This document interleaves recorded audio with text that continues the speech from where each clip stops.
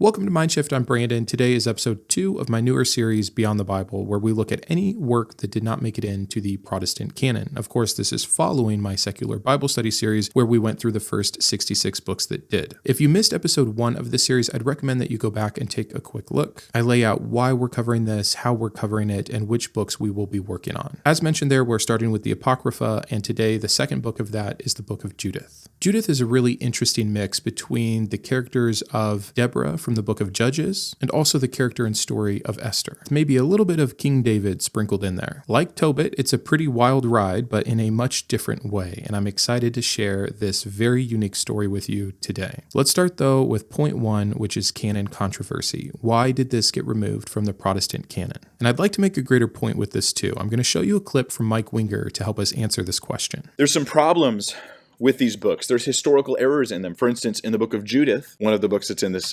these supposedly should be in our Old Testament, at least according to the Council of Trent, it has historical errors. It says that Nebuchadnezzar reigned in Nineveh. How many of you guys remember where Nebuchadnezzar reigned? It was in the city of Babylon, right? If you've seen VeggieTales, you know this. It was in Babylon. But it has another problem. It also declares that Nebuchadnezzar was the king of the Assyrians, but he wasn't. He was the king of the Babylonians. It's so bad that some Catholic apologists trying to defend Judith have said, well, it's an allegory, which is another way of saying that I have no defense against this. It's embarrassing, so I'll just call it an allegory. Isn't that fascinating? If only Protestants could do to their own 66 books what they are so happy to do to the Apocrypha, they would be where we are. As if to believe that there's no historical inaccuracies in the 66 books that Mike Winger considers. And as soon as he's done with that, I'm sure he'll just turn around and continue to preach from Daniel and 1 Kings and Judges and Joshua and all the other books that are just clearly on this same level of incorrect historical information. Now, he's right about the issues here in Judith, and those are indeed part of the reasons why it did not make it into the canon, which is why I wanted to share it with you. But again, I think one of the most interesting things we can do as we go through these books of the Apocrypha is just continue to see the clear cherry picking and apologetics necessary to make any group of books acceptable and divine. You have to turn off one side of your brain, because Mike Winger himself will use the excuse of allegory to justify the books that he believes are meant to be canon. But yes, the historical inaccuracies gave cause for pause to those that wanted to remove it from the canon. And when I say remove it, this is something that's important to understand. So books like Judith and Maccabees and Tobit, they weren't included in the Jewish canon, the Masoretic texts. They were only in the Greek Septuagint. And so when the Protestant Reformation comes along and you have people like Luther saying, yes or no, one of the things that helped make their decisions was if the Jewish people had included it in their canon. This book fails that criteria. It fails some of the historical criteria, and to the Protestant view, it fails some of the theological criteria. Funny enough, the idea that Judith relies too much on miracles and divine intervention was a point of contention, but it's specific. They're only worried about this over supernaturalism in their text if it's also not historical. If they can ground it in something historical, then add as much supernatural as you want. But historically doubtful and overly supernatural, that's where it's going to break down, which in a way has its own sort of logic, I guess. But again, when you compare it with what we know now and the stories that are included in the canon, it's so hard to see a difference. Also, some reformers felt that books like Judith promoted a superstitious faith, which again, utterly hilarious. But let me give you a couple direct quotes from Luther. I do not like to include the Book of Judith in the number of the sacred scriptures, yet she is a fine, good, brave heroine, as also the words she speaks when praying are fine. He went on to say, though this book has some good sayings, it is in many respects deficient. The Jews excluded it from their scriptures, and the great historical errors suggest it is not based on true events. Again, he did think it was a very interesting and even moral story, and he wished he could have included it if only it had been more historically accurate. And of course, we already discussed this in Tobit, but there's kind of the Catholic reply at the Council of Trent, which is what Winger was talking about. And here they reaffirmed many books' canonicity, also including the Book of Judith. They maintained that despite the historic authenticity authenticity, it still offered much in the way of its theological and moral messaging. For example, Judith's role as a deliverer chosen by God mirrored themes in other canonical books, again, like Deborah's role in the Book of Judges. And I'm going a little bit longer here because I didn't quite give enough context, I think, when I covered Tobit, but the Jewish canon was pretty much set in place by the 1st century CE. The Council of Jamnia happened in 90 CE and is kind of noted as the turning point. Again, debate, was it an official council or just a scholarly debate, but it's kind of this place where we establish the official Jewish Hebrew Bible. And then when it comes to the early church fathers, again, I mentioned this with Tobit, but it remains true for Judith. Jerome, very cautious as he does include it in the Latin Vulgate, but speaking out against it and showing his hesitation. But then you have St. Augustine and Pope Gregory the Great that are both defending the book. I think that's enough, and I'll try not to be so lengthy, but as you hear these terms like the Masoretic text, the Jewish canon, the Latin Vulgate, the Septuagint, I just want to make sure that I'm spending a little more time with these so you have an understanding of what's going on. Let's go ahead and move on to point 2, which is going to be context, authorship, and date. There's a wide range of debate on what authorship looks like and when this was written. It has a traditional view that it was written during the post-exilic period, but that doesn't make any sense. For these inaccuracies to have happened so close to when the history was still occurring seems less probable. So most scholars put it probably anywhere from the 2nd century BCE into the 1st century CE. This is a period that encompasses a lot more Jewish struggle, existential threat, and cultural shifts due to the Hellenistic and Roman influences. Again, after Alexander the Great, we see this huge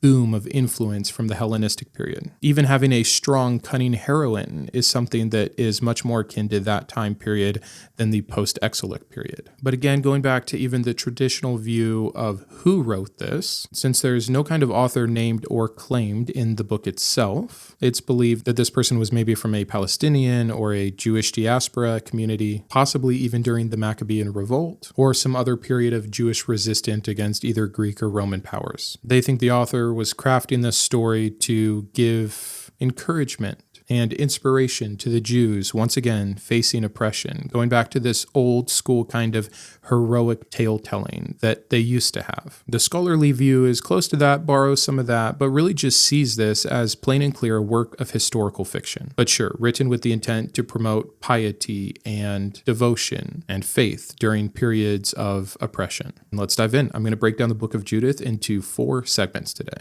Segment 1 will be the first 7 chapters. We're going to go hopefully a little bit faster here. And this is the Siege of Bethula. Now, Bethula has no known historical corresponding nation. For all intents and purposes, again, unless lost to history, this is a made-up place. But insofar as the story goes, it is a strategic town in the hill country of Judah. Supposedly, the Assyrian general Holofernes is sent by King Nebuchadnezzar to subjugate all the lands in the regions, including the Israelites, for their refusal to submit to Assyrian authority. This goes back to supposedly these other historical events that we see no tie-in with. Holofernes does what he is supposed to do. He lays siege to the city, specifically cutting off the city's water supply. So the city's elders, one of them named Uzziah, get together and they're debating what to do, and they go back and forth and they just kind of put it on God. And this is seen as a really weak thing, especially by our heroine. They say, okay, you know what? If God doesn't divinely intervene within 5 days, we'll surrender. Mainly how long they thought they could go with what water they had left before everyone dies of thirst. So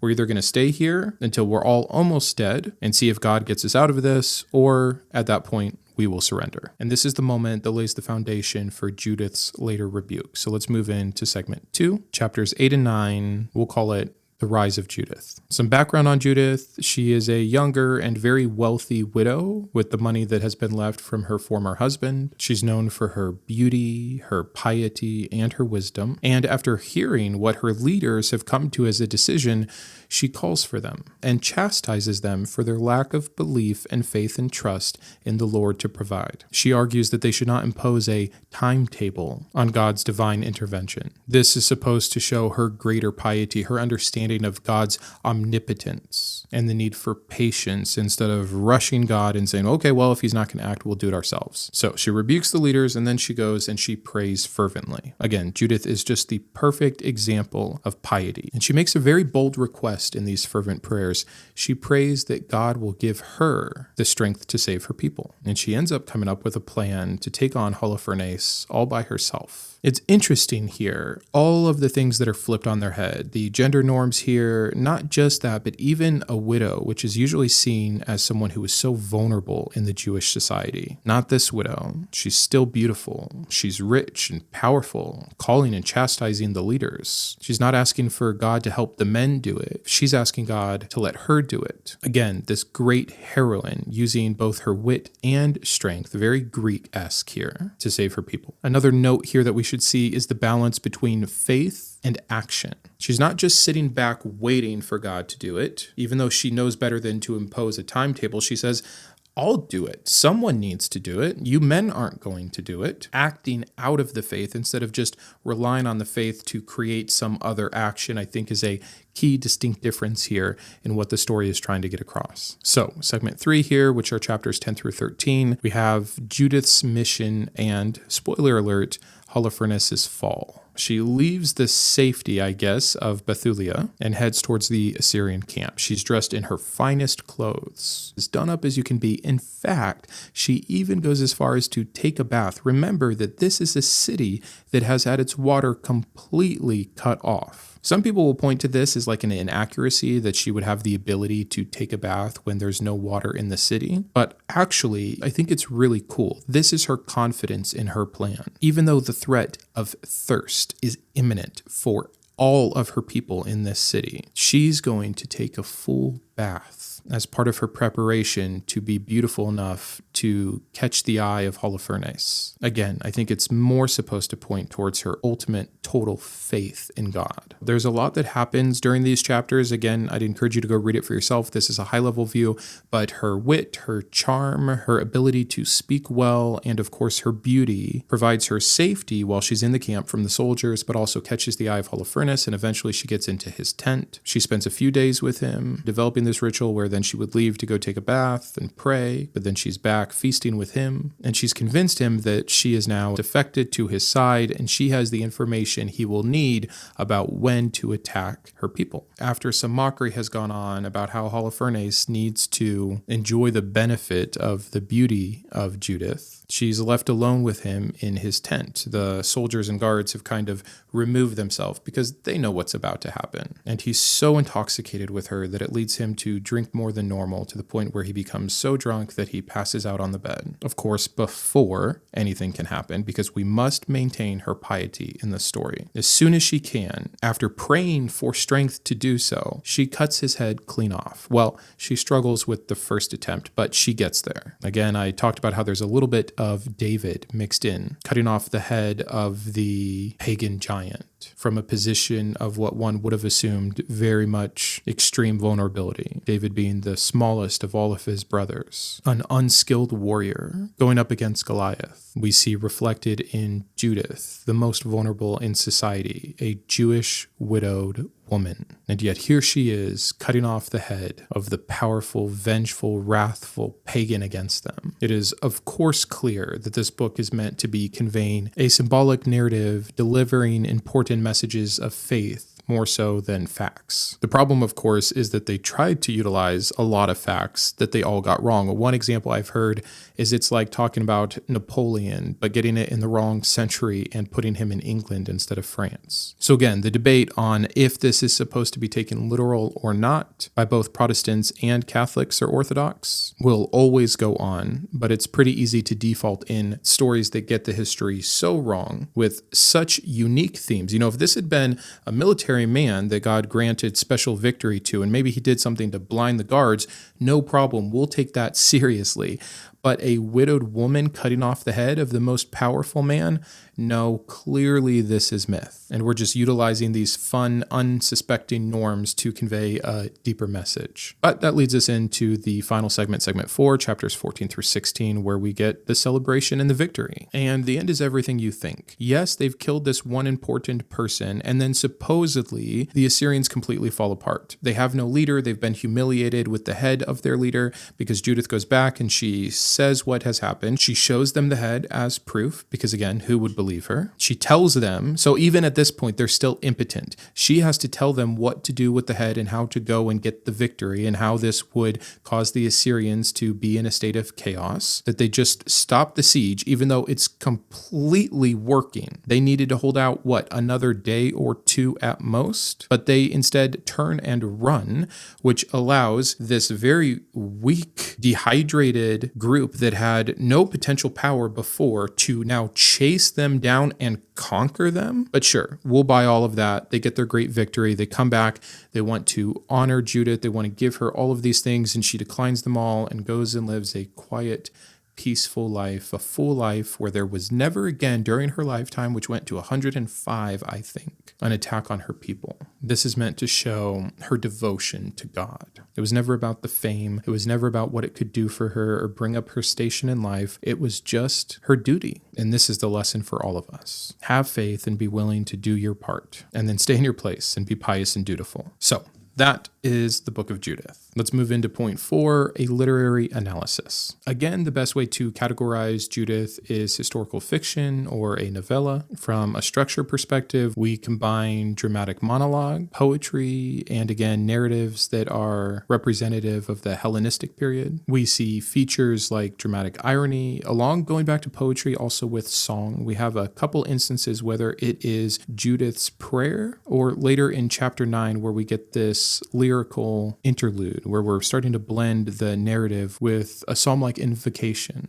Also symbolism, the cutting off the head is kind of this trophy of faith, if you will. We have this intertextuality like we get in many books that call back to the Old Testament. I talked about Deborah, but also Jael from Judges 4. That's a direct parallel there. I mentioned David, but even Moses from the Exodus delivering his people. Without Judith here, this entire area, Bethulia, and if not more and far-reaching, would have died to the Assyrians. She quite literally saves the Jewish people here. But I think that's about all there is to say for that. Let's move on to point 5, main themes. And I have just a few that I think we need to talk about here. One, at the end of the day, even though Judith is doing this, it's always given credit to God. This is divine deliverance. This is the way that it happened, which is kind of funny because if you frame it like that, the elders of the city who said, well, let's wait 5 days for divine intervention or we'll cave, got it. They got God working through an unlikely hero to save the day. So as much as it's meant to be a reproach of their doing, because God has to intervene and not let his people disappear off the face of the planet, they also kind of got their way. But again, divine deliverance. God needs and will always get the credit for saving his people. Again, who cares what he's doing for the rest of the nations around the world at this time? Not a concern. There is one concern here until we start making up excuses for what Jesus brings us, and that's the Jewish people. 2 would be faith in that divine intervention. So faith in God's timing and God's plan, not trying to take it upon yourself, not giving God limitations or ultimatums. Real faith in God means complete dependence and reliance on God, nothing human imposed. Oftentimes when you do hear about this story or when it is used for teaching, you'll hear about this theme of female empowerment. I really don't think that's the point of the Book of Judith. If anything, it was pointing out just how inferior females typically were, that this would have been seen as the big upset that it was. And again, giving that credit to God, not really to Judith. But there is some acceptance of her cunning and her wit, even though it's usually at the surprise of all of the men. So if you wanted to make a case for that, great. But again, I don't think it's the point of the story. I think it's about the unusual hero or heroine in this case. No more than I would say that the theme that we get from the life of David is that of shepherd empowerment. No, his position and station in life prior to his success that God gave him was just to give more glory and credit to God for using the least of these. And of course, what would any of these stories stories be without the theme of divine justice or retribution? Doesn't matter how big you are, how powerful you are, God wins. The bad guys never get away. You're going to get yours if you're going against this God. And normally I would move on to point 6 here, which is problematic passages. We've talked about some of the contradictions, hopefully, as we went through between the Protestant view and the Catholic or Orthodox view, but I'm still not sure if problematic passages makes a lot of sense here. Again, a large part of Christians are indeed Catholic, and they do take these stories seriously, though many of them will admit, no, it's meant more metaphorically. But even as a metaphor, I think there's still some issues here, but such a large part of my audience is coming from the ex-Protestant background, or deconstructing from Protestantism, which they don't really consider them or have ever considered them literal scripture. So pointing out the problems, I just don't know. But here's some things that are consistent within this book that are also consistent from other books of even the Protestant canon that I think are problematic in these storytellings. And one is what I just mentioned, this nationalism, which is fine to a degree. People are allowed to talk about their cultures and the victory they want for their cultures. But when you place a God of all creation at the center of this, and you give that God a chosen people, and only they get the divine intervention, only they get this divine sense of justice or reward, you have a problem. The Assyrians in this particular story are continually dehumanized. They are just nothing. They're pagans, they're enemies, they're wrong, and they deserve death. As if the Israelites hadn't ever attacked or laid siege to another city. The myopic vision of these kinds of stories, which again, not specific to Jews or Israelites or the holy Christian texts. All societies who have ever been at war and made war tales made the other guys the bad guys. I understand that, but it is under this umbrella of the one perfect true God of all creation and love and justice. It doesn't make sense. You just can't have that with it. And throughout this story and stories like it, we get issue after issue after issue under that. Also, yes, in the history of warfare, have we used deception and lies and trickery and deceit? Of course. And we can argue about the ethics of that all day long. But I am constantly surprised that more Christians don't have an issue with a God who has to use these same very human, very fallen elements. When Judith is dishonest and deceitful, it never once calls in to question her piety or her faithfulness. It is excused away. And again, this is where I think I lose a lot of people. I make these criticisms and they're like, oh, you're applying some weird, morally, ethically better 21st century framework to this. This is warfare. This is human nature. This is the tale of history. For sure, except when God is the one prescribing these things as if he couldn't have done it a different way. Why not ever, by the way, soften the hearts of the Assyrians so that they provide aid for the people from Bethulia? Nope, it never goes that way. They're always hard-hearted, wrong, demon-possessed, or deceitful, or child-sacrificing, statue-worshipping, awful people. Every single one of them. They all deserve death every time, and their families. And by any means necessary. Lie, steal, cheat, deceive, trick, betray, it doesn't matter. And again, we get that in this story. And I just think it's so telling that this is just clearly man-made, talking about what men have done, what men will do, and applying that to their version of a God without considering how perfect they tried to make this God and how morally, objectively perfect they tried to make this God. It just doesn't stand up. It can't all work together. And those are the main two things. But within that, you get some of the little examples like Judith praying to God for the power to essentially commit murder here. She's tricked a man under false pretenses, and now when he is most vulnerable, she's going to cut his head off. Yeah, it's a great story to the winning side, but pretty ethically weird and messed up for, again, a God of perfect morality and justice. So that's what I'm going to do for point 6 on Judith. That's it for today. Thank you for being here. Again, as I'm getting into these books and handling them in a new way, and I think each category will be its own. I think we're going to handle the Apocrypha different than we're going to handle the Gnostic texts. Let me know early and often what changes you would like to see or what you'd like me to cover more as we go through these books. We've got 7 left in the Apocrypha, I think, and then we'll move on to some that are specific to just the Eastern Orthodox canon. Oh, and I did hear from many of you you, hey, what about some of the Ethiopian specific ones? Yes, we're going to add that into this. Then the Pseudepigrapha, the Gnostic text, the Dead Sea Scrolls, the early Christian writings, some stuff from the Nag Hammadi that didn't get covered elsewhere. So that's the roadmap. Thanks for being here. Have a great day. I'll see you Sunday for episode 5 of the Mindshift podcast series. Great conversation there. And until then, keep thinking. I'd like to personally thank my top tiers of support: my Iconoclast and Boris GVI, Jason, Joe, Kitboga, Perry, Rokkit, Shawn, and StrongRex, my Humanist heroes, Imposter, James, Jarrod, Christy, and Thronus, my atheist advocates, Caleb, David, Jeff, Jeffrey, Mrs. Webb, Paul, Sparky, and Todd, as well as all of my secular scholar patrons. If you believe in the mission of this channel or you just enjoy its content, please consider joining these fine people.